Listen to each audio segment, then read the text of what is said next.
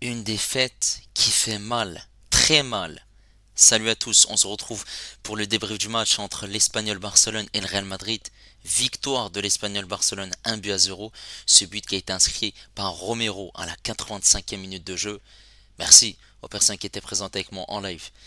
N'hésitez pas à liker et à vous abonner si vous êtes nouveau. On est parti pour les statistiques de cette rencontre qui sont en faveur du Real Madrid. 21 tirs, 7 tirs cadrés, 0 but. Pour l'Espagnol Barcelone, c'est 5 tirs, 2 tirs cadrés seulement, un but. Une possession à 23% pour cette équipe de l'Espagnol Barcelone, 77 pour le Real Madrid, 793 passes pour le Real Madrid, 243 seulement pour cette équipe de l'Espagnol Barcelone, précision de passe à 91% pour le Real Madrid, 77 pour l'Espagnol Barcelone, 14 fautes commises par cette équipe de l'Espagnol Barcelone pour seulement 2 cartons jaunes. 3 fautes pour le Real Madrid, un hors-jeu madrilène, 8 corners pour le Real Madrid et un seulement pour cette équipe de l'Espagnol Barcelone. Et là on est parti en image pour l'unique but du match et une action qui méritait un carton rouge, une grosse faute sur Kylian Mbappé. Cette équipe de l'Espagnol Barcelone a joué en 4-4-2 et cette équipe du Real Madrid a joué en 4-3-3 avec Courtois, Lucas Vazquez, Tchouaméni, Rudiger, Fran Garcia, un milieu composé de Ceballos, Valverde, Bellingham. En attaque, on a Vinicius à gauche, Mbappé en pointe et Rodrigo à droite. On est à la 60e minute de jeu en deuxième mi-temps et vous le voyez ici, il y a une grosse faute puisque ce joueur ne touche pas du tout le ballon et il fait une grosse faute. Romero, le latéral gauche de l'équipe d'Espagnol Barcelone, touche le haut carrément de la jambe de Mbappé et ici on le voit sur cette autre image que le pied est très haut et vous allez être surpris parce que pour ceux qui n'ont pas vu le match, il a seulement écopé d'un carton jaune, pas de rouge. La partie va basculer à la 83e minute de jeu. Il y a eu un coup franc qui a été tiré par Modric. Ce ballon qui a été contré par un joueur de l'Espagnol Barcelone. Et ensuite, cette équipe va partir en contre très rapidement. Ça va jouer en 1, 2, 3 touches de balle. Ici, un joueur de l'Espagnol Barcelone va attaquer, va essayer de provoquer. Il va écarter ensuite sur le côté droit. Et ici, il y aura le décalage du Marocain, les Hilali, qui va être servi sur cette situation là et ensuite il va pouvoir centrer et Romero est laissé tout seul et Valverde qui est ici à côté de Courtois et qui met son dos en opposition, mais c'est pas ça qu'il fallait faire clairement, et hop, frappe, but, voilà, victoire de l'Espagnol Barcelone sur le plus petit des scores, 1-0. Romero, le buteur de cette rencontre, a parlé par rapport à son tacle sur Kylian Mbappé à la fin du match. C'est impossible d'arrêter Kylian Mbappé. La faute était méchante. Je n'ai pas aimé ce que j'ai fait. Je lui ai demandé pardon. Ok. Et après? Pas de rouge. C'est n'importe quoi. En fait, on a eu un arbitrage calamiteux. 14 fautes. Est-ce que vous vous rendez compte? Pour deux cartons jaunes. J'ai pas compris. Et en plus de ça, l'arbitre il laissait énormément l'avantage. Mais il revenait pas aux fautes et il donnait pas de carton jaune. C'est ça que je comprends pas en fait.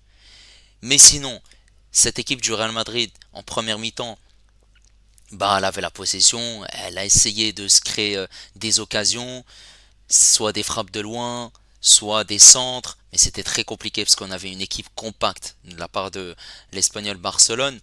Et forcément, en deuxième mi-temps, ils ont eu des situations, le Real Madrid, cette frappe de Rodrigo dans le petit filet, il arrivait à trouver des solutions, les passements de jambes. Voilà, Rodrigo, c'est le joueur en attaque qui arrivait à faire de réelles différences. Mbappé aussi sur son côté gauche a fait un petit pont, il est rentré, mais c'était compliqué. Pas mal de frappes aussi de la part de Vinicius, sans trouver forcément une solution. Voilà, hors cadre ou des frappes contrées par ces joueurs de l'Espagnol Barcelone. Il y a eu aussi une frappe de Bellingham, mais ça manquait de puissance. Forcément, pas mal de situations, ils avaient du mal en fait. Du mal dans le dernier geste, et même sur corner, ils n'arrivaient pas à trouver la solution. En plus de ça, cette équipe du Real Madrid a commencé la rencontre après 15 minutes de jeu avec la blessure de Rudiger qui vient s'ajouter à celle de Militao. Forcément, le barrage de Ligue des Champions contre Manchester City, c'est dans pas très longtemps. Il faudrait qu'il soit rétabli, hein. Rudiger, c'est un joueur très très important parce que sinon, Asensio Tchouaméni contre Manchester City, ça reste délicat quand même. Mais bon, on n'en est pas encore là. Et forcément, en deuxième mi-temps, cette équipe du Real Madrid se fait surprendre, encaisse ce but. Ils essayent tant bien que mal de trouver des solutions. Mais avant de revenir sur la prestation des joueurs du Real Madrid, il faut parler du coaching de Carlo Ancelotti. Il fait rentrer Modric à la place de Ceballos. D'accord, pas de problème. Il n'a pas voulu faire sortir ni Bellingham ni Valverde. Brahim Diaz qui rentre à la place de Vasquez. Moi je me suis dit Brahim Diaz va rentrer à la place de l'un des trois attaquants devant. Sauf qu'il fait sortir Vasquez, donc Valverde permute, latéral droit. Trois changements seulement. Il aurait pu faire rentrer Güler, Hendrik, mais il n'a pas voulu. Pourquoi? Il pensait que les attaquants, Vinicius, Mbappé, Rodrigo ou bien même Bellingham, allaient faire quelque chose. Sauf qu'à la fin, quand il y avait 0-0, ils n'ont pas marqué. Et ils ont encaissé ce but, mais malgré cela, ils n'ont pas marqué. C'est ça que je comprends pas de la part de Carlo Ancelotti. En termes de fond de jeu aussi, ça reste très compliqué. Parce qu'on voit beaucoup d'individualité. Et il n'y a pas un collectif qui est huilé avec des passes et des combinaisons entre les joueurs du Real Madrid. Ça reste très très compliqué. Après, voilà, c'est pas une victoire qui est clairement méritée, hein, pour cette équipe de l'Espagnol Barcelone. Ils ont mis le mur, ils ont mis la baraque, ils ont mis tout. Et à la fin, voilà, cette équipe du Real Madrid, sur cette situation-là, ils ont mal défendu clairement et ils encaissent ce but. On va revenir maintenant sur les joueurs du Real Madrid et Courtois. Courtois, il encaisse ce but. Il peut rien faire malheureusement, mais sinon il n'a pas été mis en danger clairement. Il a été plutôt tranquille aujourd'hui. Par contre, Vasquez sur ce côté droit, dis donc, Vasquez, c'est compliqué. Il a apporté quand même de la créativité, il a apporté de la vitesse sur ce couloir droit. C'est clairement insuffisant. Tu joues contre l'Espagnol Barcelone, premier relégable en 18e, et forcément, tu dois faire une prestation nettement meilleure que ça. Parce qu'on a vu quand même cette équipe de l'Espagnol Barcelone, avec leurs ailiers, Carreras ou De Zarate, poser des difficultés quand même à Vasquez. Il n'y avait pas du tout une sérénité de sa part, hein. Ah, c'était compliqué, hein, vraiment. Et offensivement, on l'a pas vraiment vu. C'est bizarre, hein, que le Real Madrid ne recrute pas un latéral droit ou bien même un prêt dans ce mercato hivernal. Cette charnière centrale, Rudiger Tchouaméni. Bon, Rudiger, on va pas en parler, il est sorti au bout de 15 minutes, mais Asensio, il a été pertinent, vigilant, il a fait les duels, il a fait une bonne entrée, intelligente, prestation au top. Par contre, Tchouaméni, il a été, voilà, bon, mais c'est pas du tout rassurant. Pas du tout rassurant puisque les duels n'étaient pas tous gagnés. Cette équipe de l'Espagnol Barcelone arrivait par moments à le prendre de vitesse. Après, forcément, c'est une équipe qui est très faible. Voilà, ça reste une prestation au fil du rasoir, hein, pour Tchouaméni. Sur le côté gauche, Fran Garcia.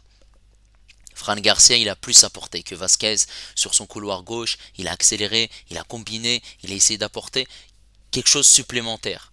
Sauf que le problème, c'est que c'était insuffisant. C'était insuffisant puisque il y a eu très peu de centres, très peu de combinaisons et on était surtout face à un bloc regroupé qui était là, qui était dense et qui mettait, ils étaient tous là à défendre derrière, tout simplement. Donc forcément un joueur pour Fran Garcia qui essaie de trouver des solutions, c'est plutôt compliqué, hein. Même s'il a essayé de trouver des solutions par des permutations, des dribbles et aussi de prendre la profondeur, il a centré quelques fois. Voilà, il a fait ce qu'il pouvait. Au milieu de terrain, on a Ceballos. Ceballos, il a récupéré des ballons. Il y avait beaucoup de jeux statiques. Il essayait de trouver des solutions entre les lignes, à gauche, à droite. Voilà, c'est pas un gros match de Ceballos. un match plutôt basique, clairement. Valverde, par contre, lui, il a mis beaucoup de hargne, de combativité dans ce milieu de terrain pour essayer de trouver des solutions entre les lignes, de percuter. On le voyait, il essayait d'accélérer, même s'il voulait tirer, c'était compliqué face à une équipe de l'Espagnol qui était là pour verrouiller, clairement. Voilà, mais ça reste une prestation plus qu'aboutie et en plus de ça, il a basculé en tant que latéral droit en fin de rencontre, vu que Vasquez est sorti, il a été remplacé par Brahim Diaz et Valverde sur ce couloir droit, il a quand même apporté, hein, où il a pu combiner, centrer, mais malheureusement c'est compliqué aujourd'hui et Bellingham dans ce milieu de terrain, on l'a pas vraiment vu. On l'a pas vraiment vu, il y a eu cette frappe en dehors de la surface de réparation, il y a eu quelques dribbles, mais c'était compliqué. Après, forcément, on ne l'a pas vu oser tenter quelque chose. Ça reste un match en dents de scie pour Jude Bellingham en attaque. Le seul joueur aujourd'hui qui a été pertinent, qui a tenté, c'est Rodrigo sur ce côté droit. Rodrigo qui essayait de dribbler, qui a tenté des dribbles, qui a réussi, qui a mis ses joueurs de l'Espagnol Barcelone en difficulté. Après, forcément, il y a eu des situations, petit filet au-dessus, ça passait à côté. Des centres aussi, il n'y avait pas ce joueur qui pouvait couper la trajectoire de ses centres. Mais Rodrigo a été en forme et on le voyait combiner, accélérer, prendre de vitesse ces joueurs de l'Espagnol Barcelone. Je trouve qu'il a fait un match plus qu'intéressant, même s'il n'a pas été récompensé, malheureusement. Vinicius, qui était de retour après 2 matchs de suspension, et Vinicius, je l'ai trouvé malheureusement, c'était compliqué pour lui. Compliqué, voilà. Il a réussi à faire des dribbles, à combiner, et on l'a senti agacé. Il y a eu des frappes hors de la surface de réparation, il y a eu des frappes qui étaient contrées. Il essayait en fin de rencontre, mais voilà, c'est compliqué, hein, c'est compliqué face à cette équipe de l'Espagnol Barcelone. Même si cette équipe du Real Madrid, Vinicius, Mbappé, Rodrigo et Bellingham ont pu combiner entre eux. Et maintenant, on va parler de Mbappé. Mbappé qui a fait un petit pont, qui a réussi à éliminer ses joueurs de l'Espagnol Barcelone, mais forcément, c'était compliqué dans le dernier geste. Très peu d'occasions pour lui, très peu de situations, très peu d'espace face à un bloc compact, regroupé. Donc forcément, il n'arrive pas à s'exprimer. Il est muet, clairement. C'est dommage, hein, il est passé clairement à côté de son match, même s'il a eu quelques situations, mais on le voit clairement en jambes, hein, puisqu'on l'a vu prendre de vitesse ces joueurs de l'Espagnol Barcelone. Mais ça reste quand même un match inachevé, je trouve, pour Mbappé, qui aurait dû faire largement mieux, et qui aurait pu même se procurer de meilleures occasions, parce qu'il y a certains moments, il n'était pas dans le bon placement, et il n'a pas été servi aussi. Je veux parler aussi d'un joueur de l'Espagnol Barcelone qui a fait un match incroyable. Le latéral droit marocain El Hilali, qui a mis dans sa poche Vinicius. Il l'a clairement mis dans sa poche. Vinicius n'a pas vraiment réussi à le dribbler. El Hilali, en plus de ça, il a été passeur décisif, il est monté, il a apporté un regain offensif et aussi on le voyait beaucoup faire les allers-retours. Et il était fort non seulement défensivement mais aussi offensivement. En plus de ça, forcément, vu que son équipe est faible, bah, il est obligé de défendre. C'est un joueur à vocation offensive, hein, on le voit clairement. Et il a été pertinent. Bravo, il a fait un match solide, hein, parce qu'il avait un sacré client, c'était Vinicius. Et forcément, ce résultat, eh ben, il fait les affaires, hein, de l'Atlético de Madrid, puisque l'Atlético de Madrid a gagné contre Mallorca 2-0. Et il n'y a que un point d'écart qui sépare le Real Madrid et l'Atlético de Madrid. Le Barça, qui est à 7 points du Real Madrid, mais qui peut revenir à 4 points du Real Madrid en gagnant contre Alaves demain. Match à 14 h et ils peuvent revenir aussi à 3 points de l'Atlético de Madrid, sachant que la semaine prochaine, on aura le derby madrilène entre le Real Madrid et l'Atlético de Madrid. Et ben, ça va laisser des traces, hein, cette défaite, hein, contre l'Espagnol Barcelone, puisque l'Atlético de Madrid peut passer premier la semaine prochaine s'il gagne. Cette équipe du Real Madrid Mais bon, on n'en est pas encore là. N'hésitez pas à me dire ce que vous avez pensé de cette rencontre. N'hésitez pas également à liker et à vous abonner si vous êtes nouveau. Et moi je vous dis à la prochaine. Ciao les amis.